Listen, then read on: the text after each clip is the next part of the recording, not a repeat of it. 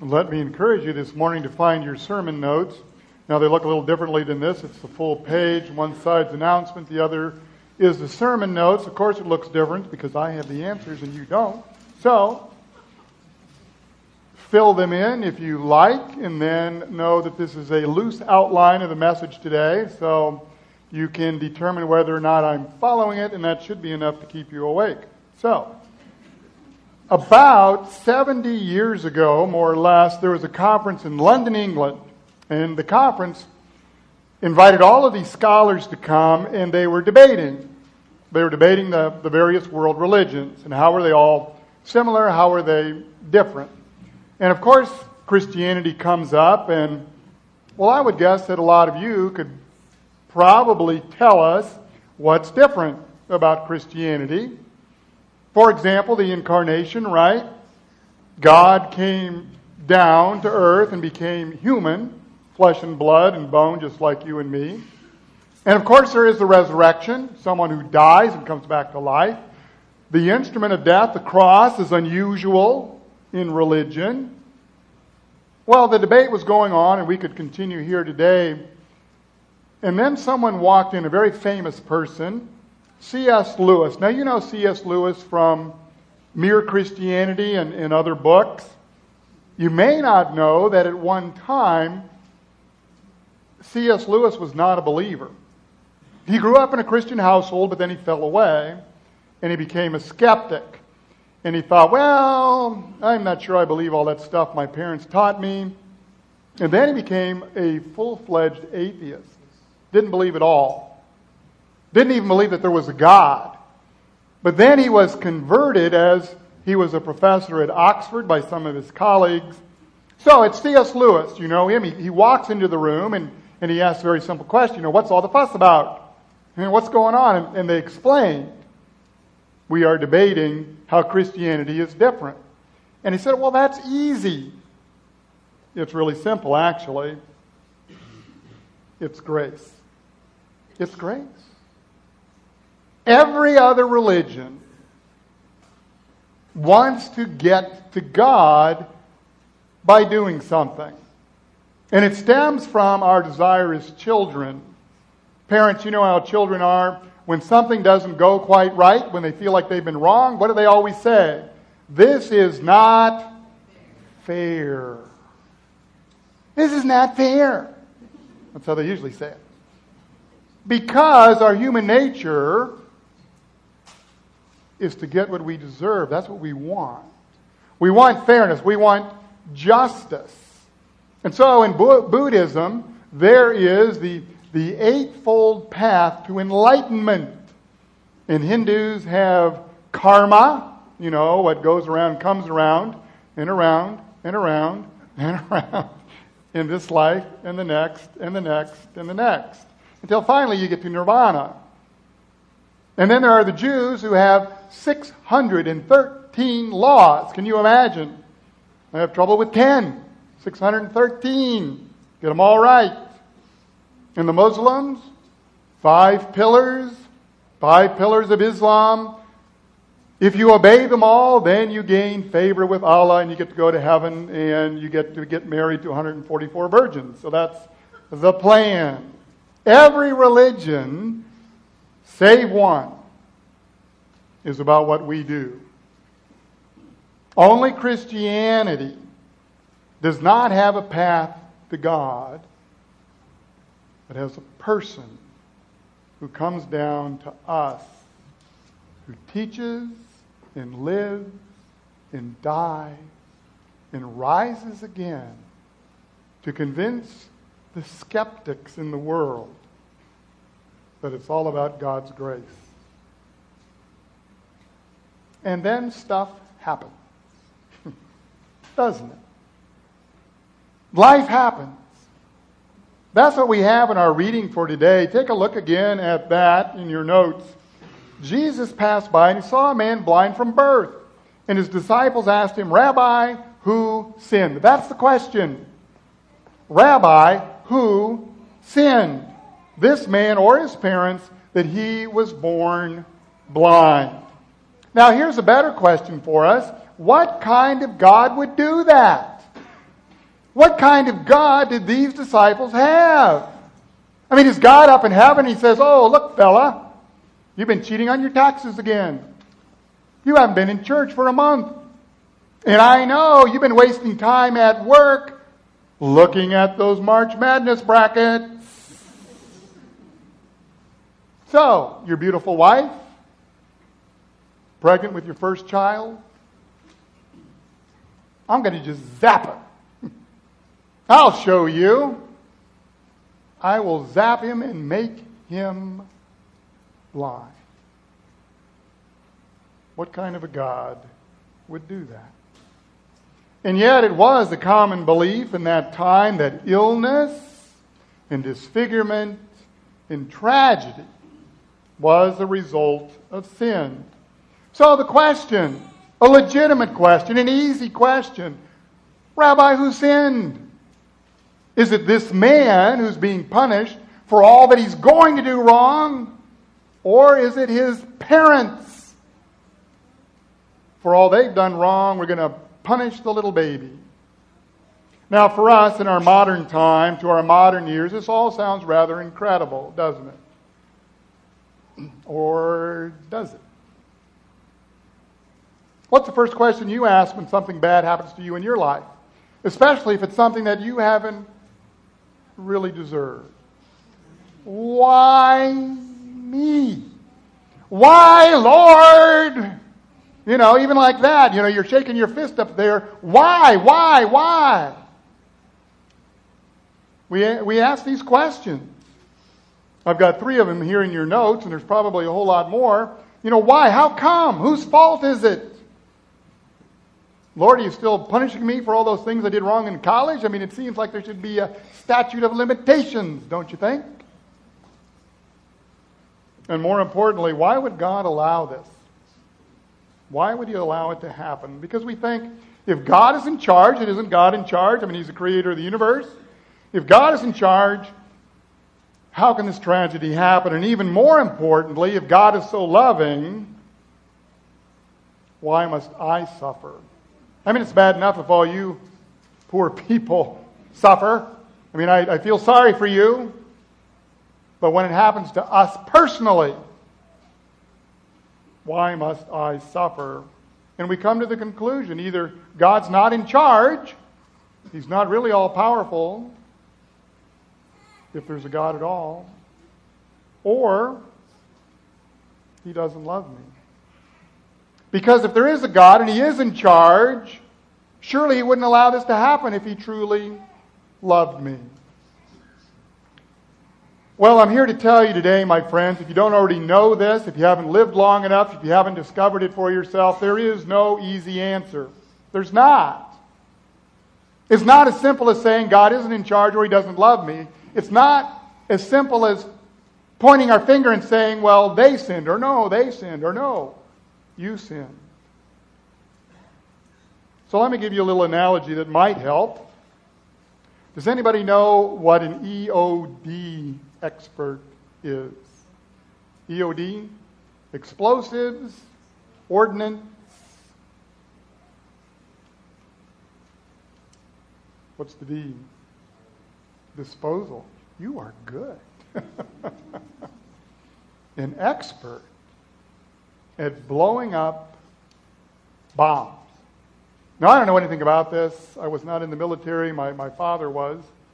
Years ago, he was in the Korean War, and he was an EOD of sorts. He blew up things, which explains a lot why we always had dynamite around the house as a kid. Wouldn't let me use it. Good thing.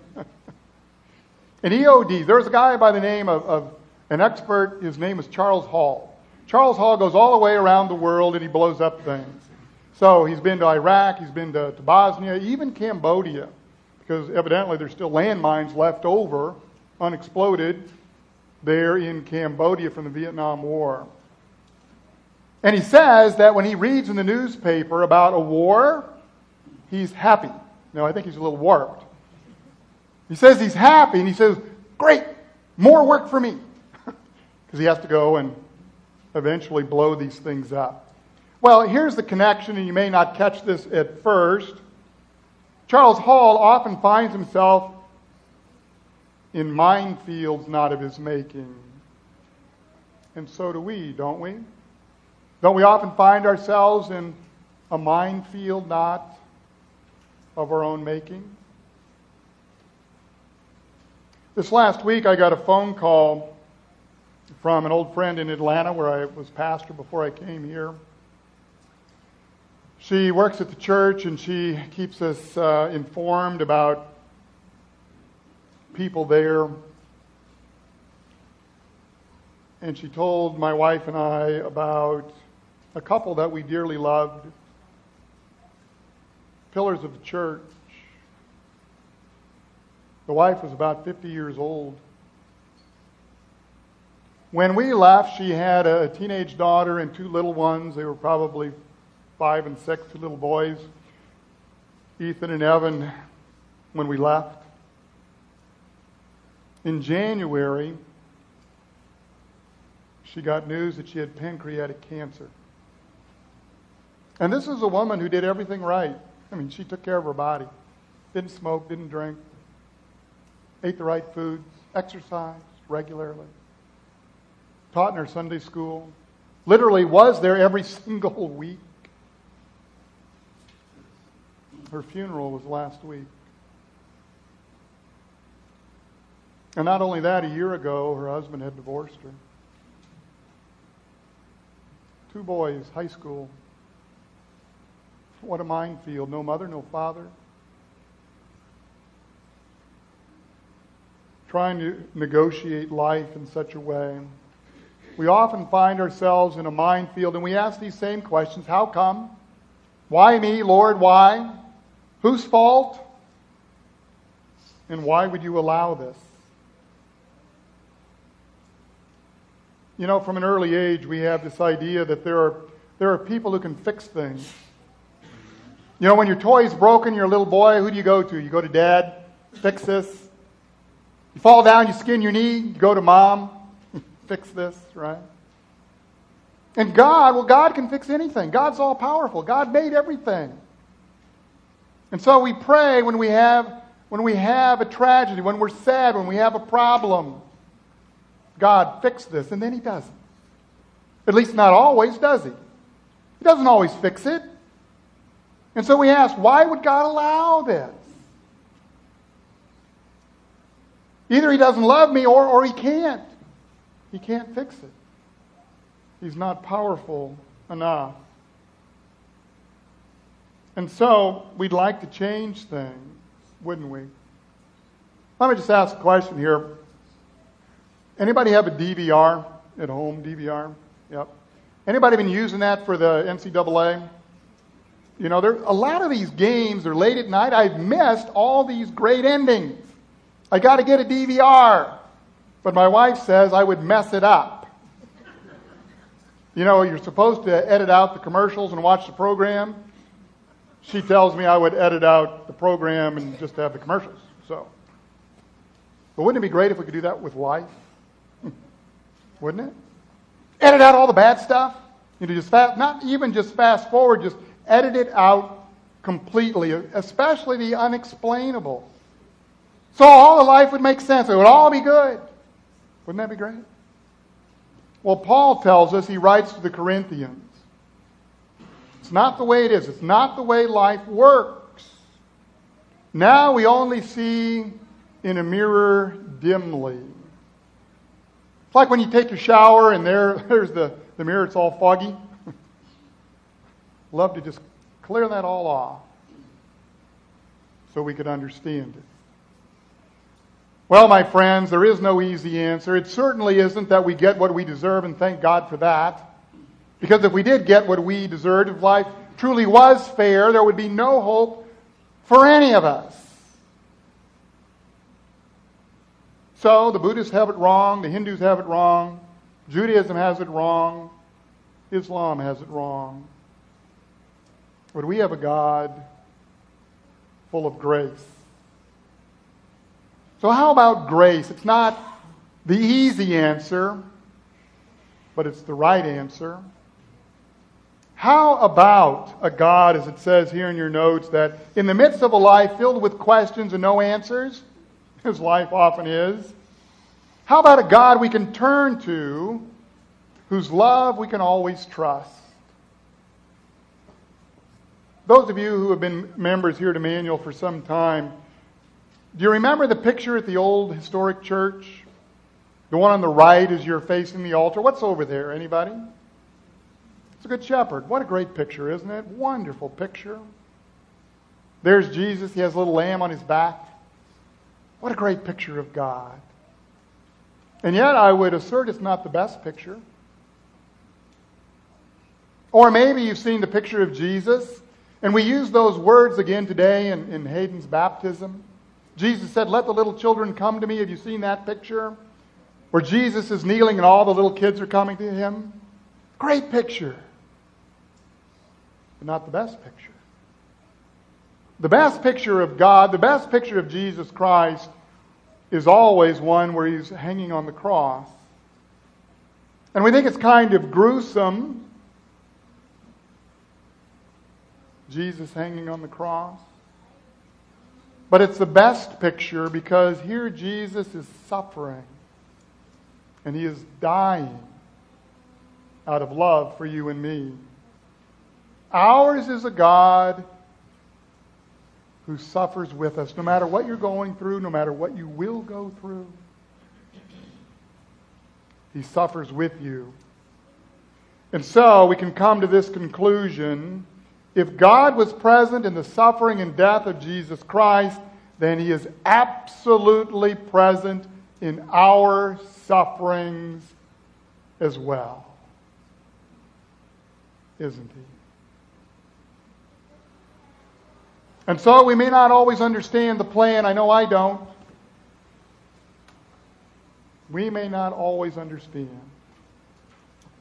But we can know that it always, God's plan always ends in grace.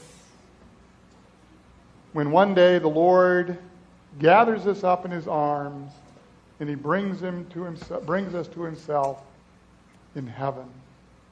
Let me close with this, a true story which illustrates God's grace. There was a man by the name of Jim.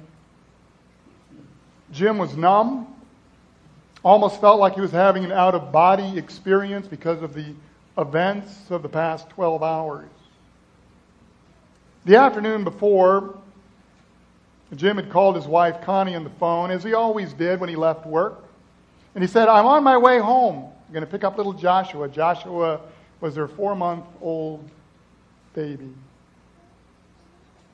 5 days a week, Jim would go to the babysitter, wonderful babysitter. She always was attentive. She always checked on Joshua. She put him down for his afternoon nap, as she always did, and then Dad would get there and pick him up and take him home, except that day. When Jim went to the crib, as he always did, and picked up his son, he was gone. He had SID, sudden infant death syndrome. No matter what he did, he could not revive him. And then after that, it was all a blur. Sirens wailing, paramedics rushing in, ride to the hospital, doctors, nurses, questions. What happened? And then decisions. The first was easy. Yes, we'll donate all of his organs. And then the really hard ones, who do you call? Who do you call?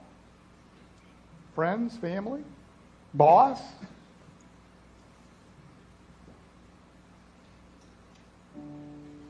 And now he sits the next morning, and of all things he decides, I need a haircut. Can you imagine? I need a haircut. He and Connie are new to town. They really don't know where to go. So Jim's brother says, I know a hairdresser. I'll call her. Well, she's busy. Can't get in. He explains the circumstances. By all means, we'll work him in. And so here he is sitting in the chair, and of course she's sympathetic. What do now? You pour out your heart once again, because by telling the story, you hope to get some sense. And so he does.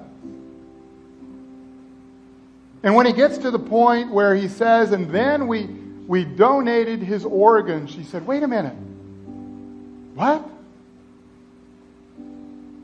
We donated the organs.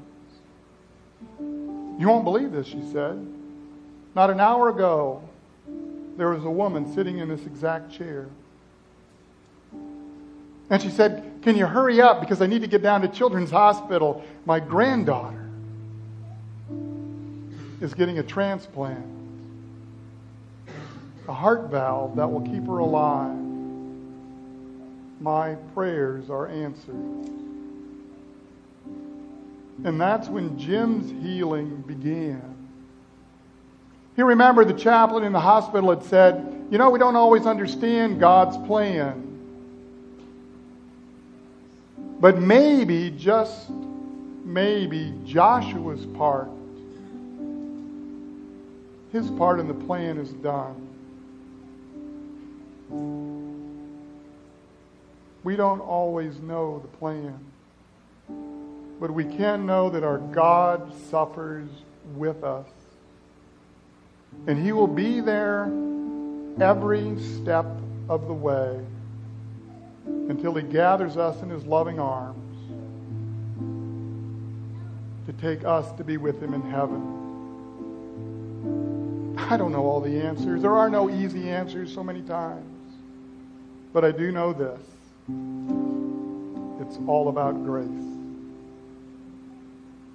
And thank God we do have a Lord that loves us.